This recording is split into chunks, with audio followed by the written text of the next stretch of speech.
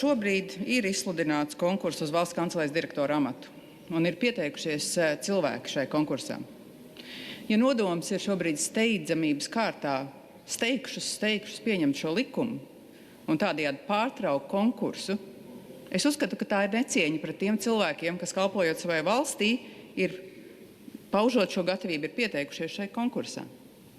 Šobrīd nevienam no politiķiem nebūtu tiesību zināt, kurš tur ir vai kurš tur nav pieteicies, un ir pienākums ļaut šo konkursam iet savu gaitu un komisijai piedāvāt, kurš no konkursā pieteikušajiem varētu būt labs Latvijas valsts augstākais ierēdnis.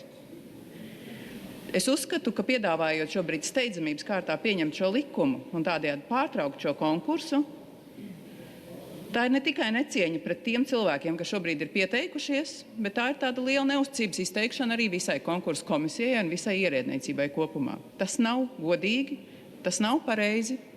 Es domāju, ka tā nedrīkst darīt. Otra lieta, kas mani uztrauc no šīs Jura Viļņama runas, un man uztrauc, kā Latvijas ministru prezidenta pārstāvētās partijas frakcijas vadītājs paziņo, ka ierēģņu darbam ir jābūt deputātu labā.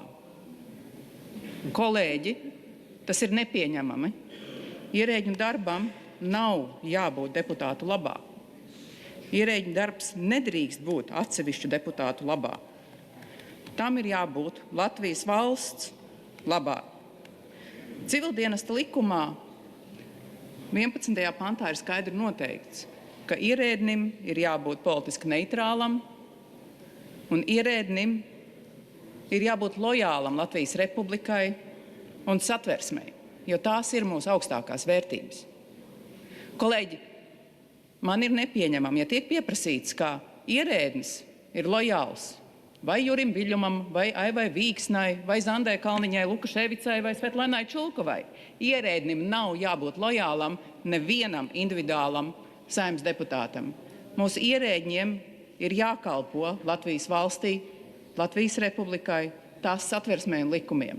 Un tādēļ šāda pieeja, šāda domāšana man šķiet apdraud godīgumu, man šķiet apdraud to veidu, kā var demokrātiski un godīgi tikt pārvaldīta un vadīta valsts. Žēl, ka šādā veidā tas tiek prezentēts.